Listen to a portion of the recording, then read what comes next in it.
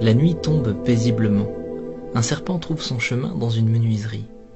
Alors que les ondulations de son corps parcourent le sol, il se coupe contre la lame tranchante d'une scie. Le serpent se dresse et frappe violemment la lame dentelée. Un acte déraisonné et sans conséquence pour la scie, mais qui blesse gravement le serpent à la mâchoire. Aveuglé par sa rage et convaincu d'être face à un ennemi dangereux, le serpent entoure la scie de tout son long pour en venir à bout et la faire suffoquer.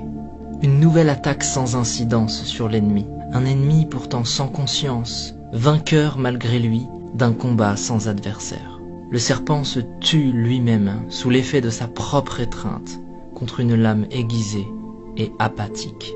Ignorant, le serpent est mort dans un combat contre lui-même, tué par sa propre colère. Le message est fort ici. Souvent, lorsque nous réagissons sous l'effet de la colère, nous pensons que les autres nous ont blessés, qu'ils ont agi sciemment, et nous réagissons au quart de tour alors que ce n'est pas nécessaire. Nous cultivons de la rancœur et du ressentiment. Parfois même nous espérons la souffrance d'une autre personne. Mais en faisant cela, nous ne faisons que nous couper avec la lame de notre propre rage. Et cette énergie malsaine que nous déversons autour de nous n'atteint personne d'autre que nous-mêmes. De tels sentiments sont souvent inoffensifs pour ceux dont ils sont la cible et profondément néfastes pour notre propre cœur. Lorsque nous réagissons sous l'effet de la colère, plutôt qu'avec compassion, personne ne gagne. Ignorer la négativité est toujours plus sain. Pardonner, accepter et laisser passer est toujours plus habile. Se concentrer sur la création plutôt que sur la destruction est toujours plus sage. Et il est plus noble de bâtir la vie que nous voulons, plutôt que de chercher à détruire celle que nous ne voulons pas.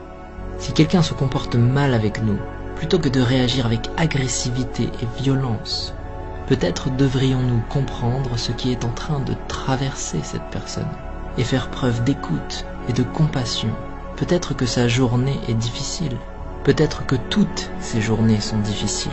Lorsque nous regardons les choses avec une nouvelle perception, il est plus facile d'avancer, de laisser toutes les énergies négatives derrière nous, d'abandonner ce qui n'est pas constructif pour notre futur et de simplement laisser passer.